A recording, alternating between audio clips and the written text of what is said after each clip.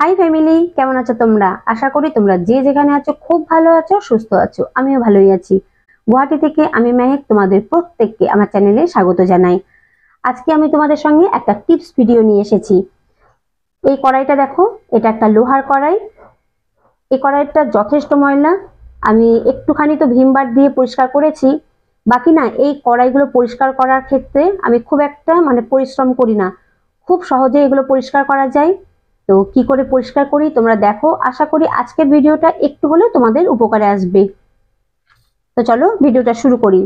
এখানে দেখো আমি নিয়ে নিয়েছি শিরিষ কাগজ।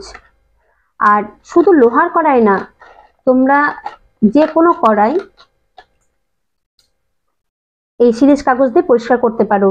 তবে স্টেনলেস স্টিলের কড়াই করবে না, কারণ স্টেনলেস স্টিলের কড়াই এমনিতে ভিম বার দিয়ে খুব তাড়াতাড়ি পরিষ্কার হয়ে যায়। তো এখানে দেখো আমি যতটা পেরেছি ময়লা উঠিয়েছি, কিন্তু কিছু তো থেকেই যায় না, সেগুলো পরিষ্কার করার জন্য এই শিরিষ কাগজ দিয়ে আমি এগুলো ঘষে নেব।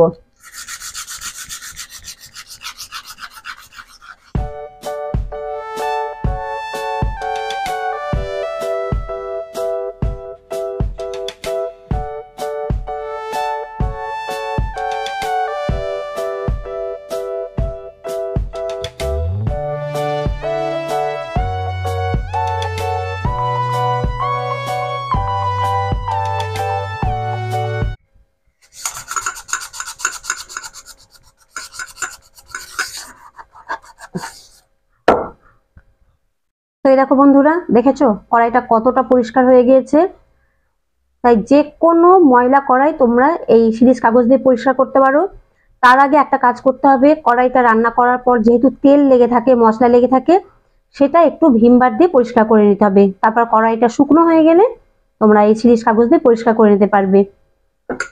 আর পিছনটা দেখো, পিছনটাও প্রচুর ময়লা হয়েছে, তো এটাও আমি পরিষ্কার করে নেব।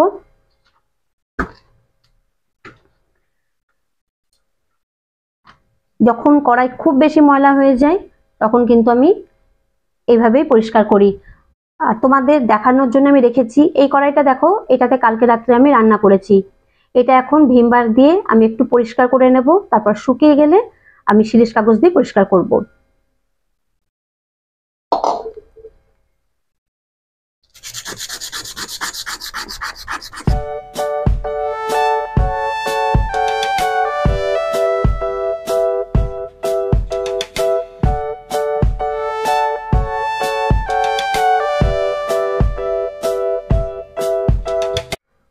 তো এই দেখো বন্ধুরা, কড়াইটা পরিষ্কার করে আমি শুধু জল দিয়ে ধুয়ে নিয়ে এসেছি।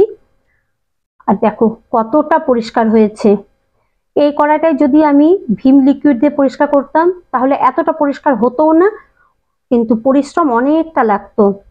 সেই হিসাবে দেখো শিরিষ কাগজ দিয়ে কত সহজে এটা একদম ঝকঝকে হয়ে গিয়েছে। তোমরা যদি চাও এইভাবে কড়াই পরিষ্কার করে দেখো, খুব কম সময়ে এটা খুব ভালো পরিষ্কার হয়ে যায়। আর এই কড়াইটাও আজকে আমি শিরিষ কাগজ দিয়ে পরিষ্কার করব, পরে কালকে তোমাদের সঙ্গে শেয়ার করব। তো আমার এই কড়াই পরিষ্কার করার টিপসটা যদি তোমাদের ভালো লেগে থাকে তাহলে একটা লাইক দিও। আর যদি কোনো নতুন বন্ধু আমার চ্যানেলে প্রথম এসে থাকো আর আমার এই ভিডিওগুলো তোমাদের ভালো লেগে থাকে তাহলে চ্যানেলটাকে সাবস্ক্রাইব করে দিও।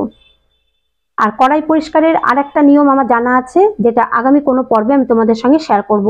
তো চলো আজকের মতো ভিডিওটা শেষ করছি। তোমরা প্রত্যেকে ভালো থেকো, সুস্থ থেকো।